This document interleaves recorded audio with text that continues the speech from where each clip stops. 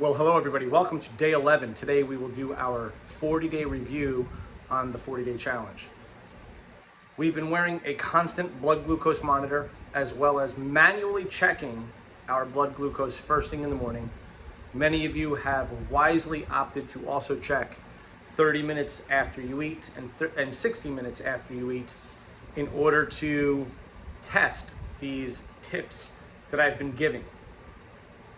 We are on our 9th tip, so far we have 8.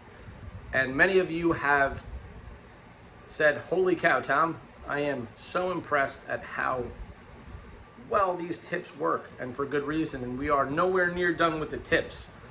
The thing with these tips is that they're practical. They're easy to do, they're easy to understand.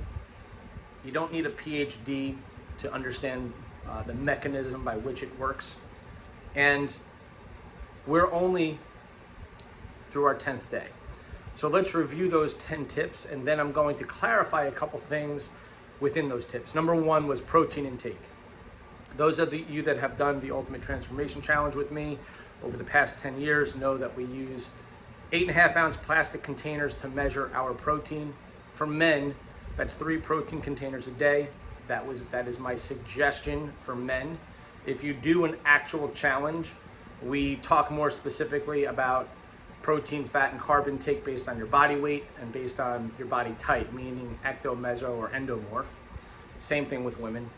But for the purposes of this 40-day challenge, men 3 containers, women 2 containers. And that's really a minimum. If you focus on protein consumption, you'll notice that you're more satiated. You'll notice that it regulates your blood sugar much more easily as you consume the protein, because you're eating less carbs. That's one of the things you're doing. And you are going to, like I said, you're going to feel more satiated over time. Most people undereat their protein. If you want more info on protein intake, please look into Dr. Stuart Phillips, who is one of the world's leading experts on protein and why you need more of it. His lab is the pioneer of much research in protein. So tip number 2 was fiber, increasing your fiber intake. The average American is about 15 grams a day. I'm suggesting that you try to bump that up to about 35 to 40 grams a day. If you are in fact only eating 15 grams a day, none of my clients I know are eating only 15 grams a day, not after all the UTCs you did. You guys have titrated up to at least 35, 40 grams a day, right? Yes, of course. But if you're not, at least if you're only at 15, bump it up by about 50%. If you bump it up too much too fast, you're likely to have some digestive issues that aren't friendly. So please make sure that you increase that fiber slowly and surely over time. Try to get it through actual food. I'm not a big fan of just taking a packaged food or something like psyllium husk and just throwing it into a protein shake. Try to get it through actual food, plants, fruit, and starches. Like, for example, if you use sweet potatoes, or if you're using something like, yucca or whatever, like any of these starches are fine. If you look in the UTC manual, which I think all of you have at least at this point, with the picture of the recommended carbohydrates and the recommended fats, many of those fats have both soluble and insoluble fiber, as well as those carbohydrates in there. So certainly that will help bump up your fiber. I also say, please make sure that you try to eat at least a small salad with each meal. Try to get some leafy greens. It doesn't have to be the same leafy green. I don't encourage the same leafy green. You can certainly have things like kale in one meal, and you can have some form of romaine lettuce or something like that in another. You can have, Swiss chard, whatever you want. The idea is certainly mix up those leafy greens. And the 3rd tip was resistant starches. That means that you cook your starches and you refrigerate them.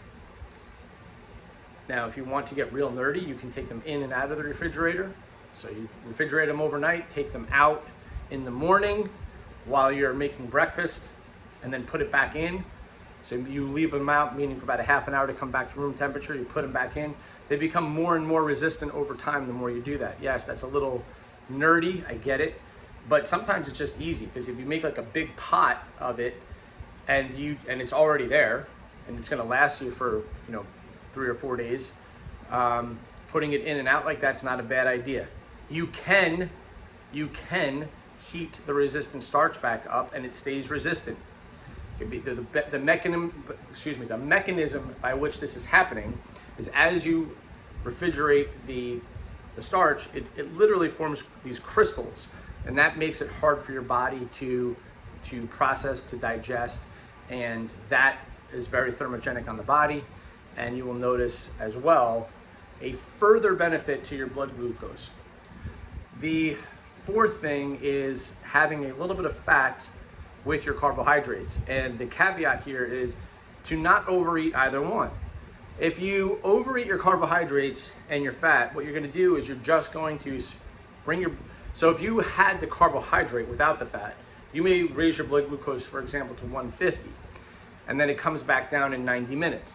But if you have the same amount of carbohydrate and now you also have fat with it, you're going to maybe just blunt that glucose response to 130, but it's going to take 2 hours to get back. So that time, we talk about time under the curve, that is the problem there. Like, you want to recover fast as well. So you just have some carbohydrate, you don't want to overeat them, with a little bit of fat. So that I am a huge fan of extra virgin olive oil. I showed in my previous video the type of olive oil that I'm a big fan of. I showed you in the video what it looks like. And there's other fats as well, guys. So the fats in the UTC manual, certainly use those, but don't overeat your carbs, don't overeat your fats, don't overeat anything in general. Most of you who have blood glucose issues, where you're trending in that over 100, so if your fasting blood glucose is consistently over 100, most of you have weight to lose. If you do not, ask me separately and we'll talk about what's going on. But most of the time, it is an overfeeding, overtime problem. Next, we talked about hydration.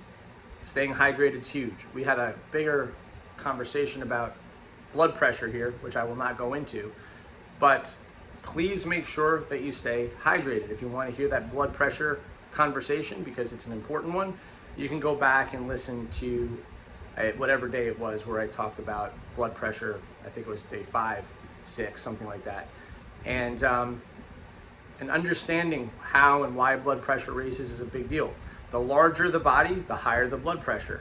But in general, the less hydrated you are, the higher the blood pressure and the higher the blood glucose. Why? Because the glucose is more concentrated in your bloodstream. Similarly, why would your blood pressure raise? Because your body's super intelligent. You just made your blood thicker. You made it thicker. Water thins the blood. Blood glucose has an effect of thickening the blood, basically, because it's very sticky. High blood glucose is sticky inside the arterial walls, and when you have arterial wall damage, that's where you see problems. Because now all of a sudden in these damaged arteries, you get this buildup of plaque, and a lot of it has to do with the stickiness of the material that's there, along with those LDL particles. So that's why it leads to atherosclerosis over time. All right, next was electrolytes, and this was more under the context of understanding blood pressure, as well as recognizing that your heart beats via electricity. What carries that electricity? Electrolytes. There are 7 of them. We focused on 4. We talked a lot about potassium, magnesium, sodium, calcium. We really talked mostly about potassium, magnesium, and sodium. The thing I was saying about calcium is that most people do not need to supplement with calcium. If you think you need to, go ahead and send me a separate email or text and I'll convince you otherwise. I don't care if you're 90 years old. Calcium isn't the issue, okay? If you want to understand why, But my mom's been taking 1,200 milligrams of calcium every day forever. I'll make a stronger argument that you're doing more harm than good supplementing with calcium. There are other ways to create bone density. Why is your 90-year-old mom having bone issues? It's estrogen, guys. She has no more estrogen left in her body. Okay, so that estrogen is what's protective of your bones when you're a woman. Now, is it the calcium that's causing the problem because her bones are weak? No. Okay, separate conversation, separate tangent. Sorry to do that to you guys right now, but I do want you to understand mechanisms here. When it comes to the electrolytes and blood pressure, please understand, most people, if you're type 2 diabetic, your sodium is likely depleted. Let me say that again. If you're type 2 diabetic, your sodium's likely depleted, but you're also likely to be what? Overweight and have high blood pressure. What are you told when you have high blood pressure? You're told, don't have sodium. So let me get this straight. You're type 2 diabetic, you're sodium depleted as the research shows. Why? Because you keep peeing. You keep peeing. One of the side effects of being type 2 diabetic is you pee all the time. You're peeing out electrolytes, you're peeing out sodium. The research shows very well that sodium is what you're peeing out and you become depleted. Then your doctor is very silly who says, yeah, don't have sodium either. Now guys, again, look into the research. There's only a percentage of people that are actually sensitive to sodium in general. It's only about 30 to 40% of the population that actually has a sodium sensitivity that raises their blood pressure. How much does it raise it? About 1 or 2 points. That's it, guys. On the other hand, if you balance out that problem by having enough magnesium and potassium and hydrate your body correctly, watch what happens to your blood pressure. Watch what happens to that electrolyte imbalance. But you guys are already on that blood pressure medication. You're already on that calcium channel blocker. Because, dude, you went to the doctor, you're like, my blood pressure is 140 over 90. Oh, here, take this beta blocker. Guys, trying to get you to understand mechanisms. The solution is not that hard. Okay, I'm not suggesting that it's super easy to lose weight, but it has to start with the effort of understanding how the body works, and that's what we're trying to do here. Next, we talked about putting muscle on your body. Putting muscle, the focus on strength training as opposed to HIIT work, as opposed to steady state cardio. Why? Because muscle is extremely thermogenic. Costs a lot to keep muscle on your body. It costs a lot of energy, meaning that by just sitting there, your body's expending way more energy to keep muscle on your body than fat. Make your body work for you. That means you strength train. That means that you get a weight in your hand and you move that weight in correct form where you couldn't possibly do the next rep. Okay, so you stop just before failure and you do that a few times with a few different exercises a few times a week. I don't care how old you are, the older you get, the more important it becomes to eat more protein and to focus on strength training. Yes, that's right. That's what the research shows. And it is very clear evidence here, guys. Next one is what we covered yesterday, which was really 2 things. One was non-exercise activity thermogenesis. That means that you find ways to move. It means that you park further away in the parking lot on purpose. It means that you take the stairs instead of the escalator. It means that you get a standing desk. That is also in the UTC manual for the past 12 years, investing in a standing desk. They make desks that go up and down. So maybe you stand for half an hour, sit for a half an hour. That will do wonders for your back, for your hips. Just make sure that your monitor is also straight ahead. You're looking straight ahead at the monitor. You're not looking down, otherwise you're gonna have a neck problem. And we also talked about just taking a 10-minute walk after a big meal. So that means that you drove to the restaurant, you got out of the car, you ate a big meal. Before you walk back to your car, just walk a little further down the street for 10 minutes with your family and talk a little bit. Or your boyfriend or your girlfriend or your husband or wife. Just talk a little bit. Take a little bit of a walk for 10 minutes because the research shows that for some people that is as effective as metformin in regulating your blood glucose. That's right. just simply moving your body after you eat. If you're not out to eat, maybe you do some chores around the house after you eat. Maybe just do the dishes. Maybe you go take a shower. You do something to move your body, because it's that important, not just to regulate your blood glucose, but also for the digestive process, which we will talk about in detail later on in this 40-day challenge. All right, guys, so there's your 10-day review. We're gonna do a lot more tips coming up. Have a great rest of the day.